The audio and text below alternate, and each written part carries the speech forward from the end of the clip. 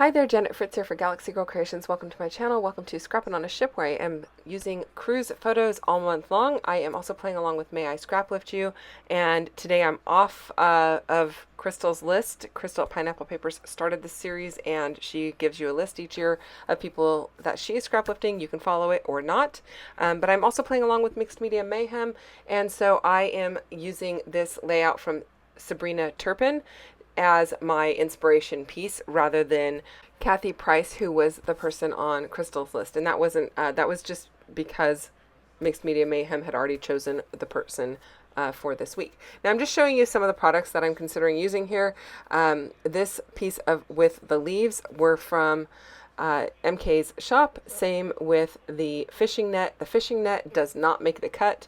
The other two pieces do make the cut, so I'm going to use those leaves, and I am going to use the other chipboard that you see there. I just was punching them out of their carrier sheet, and those are from Dusty Attic, and MK carries those in her shop. Now I don't know that she has the one with the ship's wheel and the ripped edge of paper.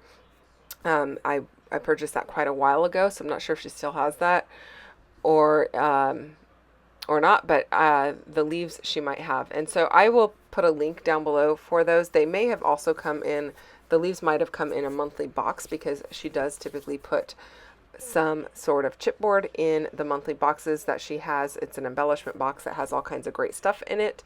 So I'll put a link down below for where you can get those leaves if that's of interest to you. And then I am using just the same paints that we used along in the cruise class that we taught on for on a Royal Caribbean cruise in February. So a couple of different greens. One is celery. The other one is, I believe, called foliage. Using a brown, which I believe is earth brown, and the gray one, I think it's charcoal, but I could be wrong on that. Anyway, using a bunch of those, and I am just using my ink blending tool to go ahead and pounce the ink onto those. I am using some ink, the foam pieces from, I think, Hobby Lobby. These are not the scrapbook.com ones or the Ranger ones. And so normally what I'll do is I will take them and I'll just dunk them in a cup of water and let them sit there until I get a chance to wash them out, so that I can reuse them. But the little black piece is coming off of these ones. So apparently whatever adhesive they use to adhere the black felty type of stuff to the actual foam is broken down by submerging them in water. So what I've been doing is I've just been letting them dry to the side, and then I'll use my hot glue gun to attach them again so I can use them over. And that's pretty much what I use the foam pads for these days. I don't use them a whole lot for ink blending anymore. I end up using my blending brushes or pouncers for that.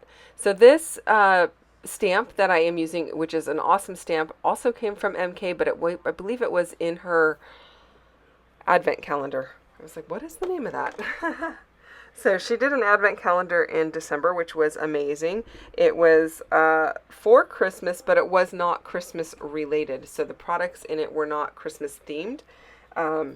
And this stamp was one of the products in it. So I'm just using a little bit of Ranger archival ink to put that down. And I was considering using the pumice stone that you see off to the side in the upper right hand corner. I considered that, and that's why I showed you that at the beginning, but I ended up going with the Ranger ink because I knew I wanted to do a little bit of blending of this Heidi Swap stencil right over the top, and I felt like if I did that, the pumice stone would smear and kind of blend into the green, and I didn't want that to happen. So I used the archival ink, which is going to be something that is more permanent based and not be able to pick up from using the inks over the top. And now the inks that I'm using for this leaf, I'm using bundled sage oxide ink and peeled paint oxide ink, and just running a little bit of the peeled paint right over the top of the bundled sage to kind of give it a little bit of more of a yellowy look. Now it doesn't look like there's any green in my photo, and there is in fact not any green in my photo, but if you look at the left hand edge of my photo, it has a tree trunk in it, and so I decided I was going to go ahead and use some of the green to bring in a color other than the blue. and I really like the way that this comes out. Again, that's the stencil is from Heidi Swap. It's just a cardboard stencil. It's from her Art Walk collection. And so because it's super tropical, I thought it worked really well with this. None of the other stencils in that set have this kind of a vibe. They're mostly all words. But I really love this one. It's the one I think the only one out of the whole set that I've used. Anyway, using all of these chipboard pieces, kind of layering them up. My title there says Ocean Waves. I know it's a little bit difficult to read on screen, but it is from Bramble Fox. And I really like that. I decided I was going to use that. I kind of switched out my photo. We were both using, MK and I were both using photos of the ship that we were on today, or the two ships side by side that were in the port at Coco Cay. And I decided to switch it up so that I actually get the waves hitting the beach as well. So I could, it felt like it worked better with my title.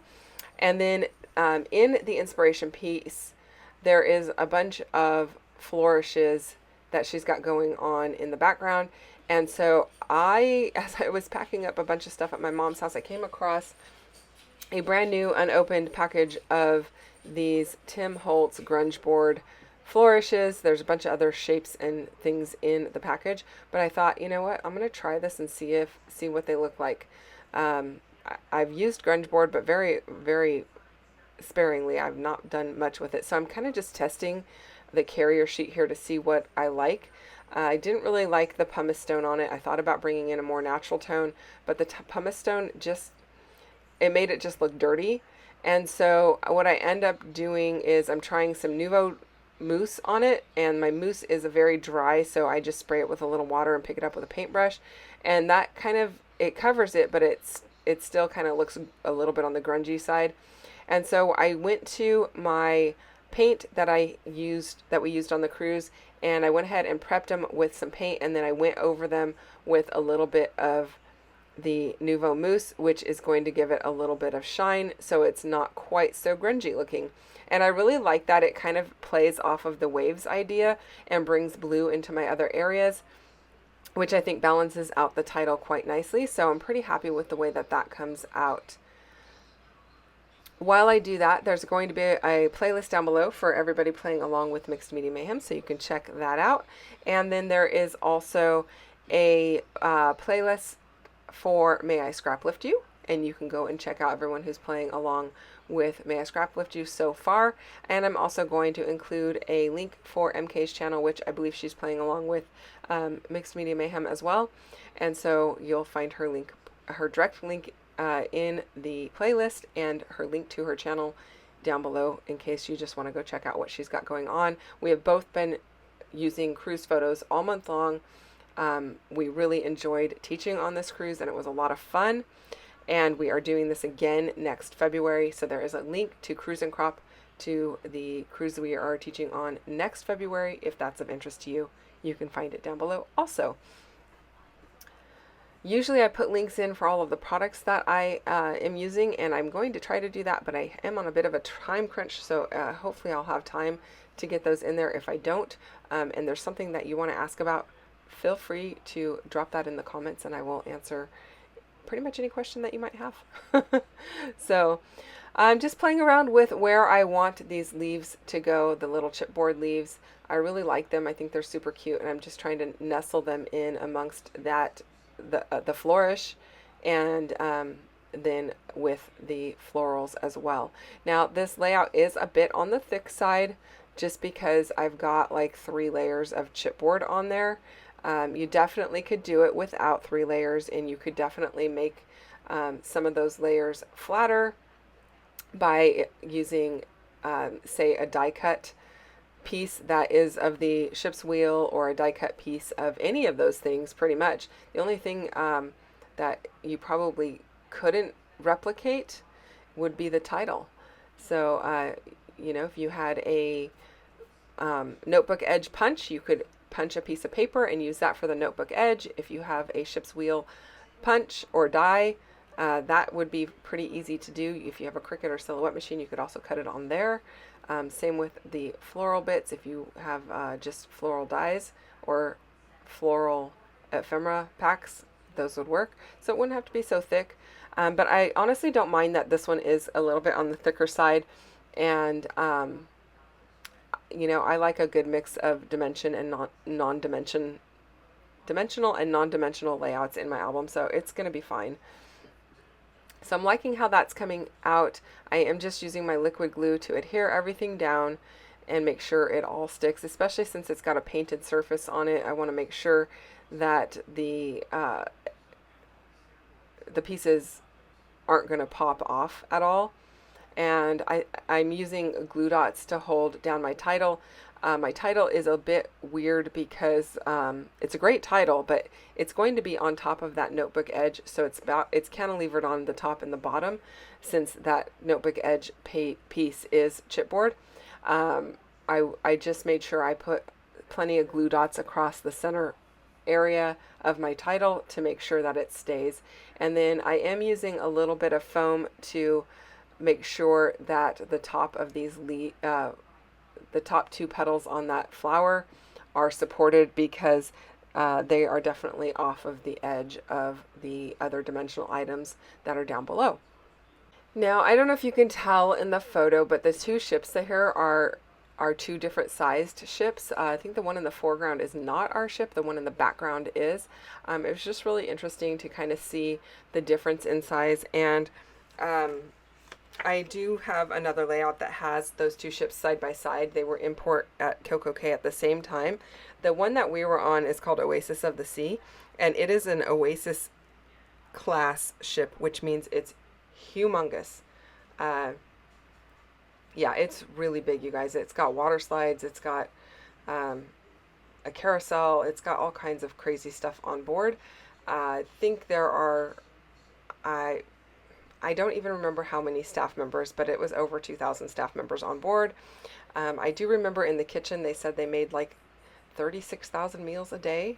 It's an insane amount when you really think about what goes into putting together one of these cruises, and I'm just always floored by the work and the people on board who cater to everybody and make it so enjoyable for us. So yeah, it was fun, and it was, I don't know, it's just amazing. So anyway, this twine that I'm using is not the twine I have been using. This is actually from Prima, another item that was over in my mom's at my mom's house, which we have like a combined stash over there. Some's hers, some's mine, some is shared, and this is just like, it's Prima Sage Jute, and I have got like 200 yards of it, so I thought I'll use it on here and give a little texture to my greenery areas. I just did a couple of loops and tucked it under and put a little bit of glue under to hold it. I am inking up the entire outside of my layout, as well as the chipboard Explorer and the chipboard hole punched area, with a little bit of that pumice stone ink to give it a little bit of grunge. And that is it, you guys. I really like how this came out. I hope you do too. If you have questions or comments, please feel free to leave those down below. I do respond to all of them and read all of them, and I really do appreciate it. I also appreciate the time that you took to spend with me today, so thank you for doing that. If you're not already subscribed to my channel, I would love for you to subscribe and hit the thumbs up button if you enjoyed this one. And don't forget, you can hit the bell for notifications each time I post a new video. I'll see you guys again soon. Bye-bye.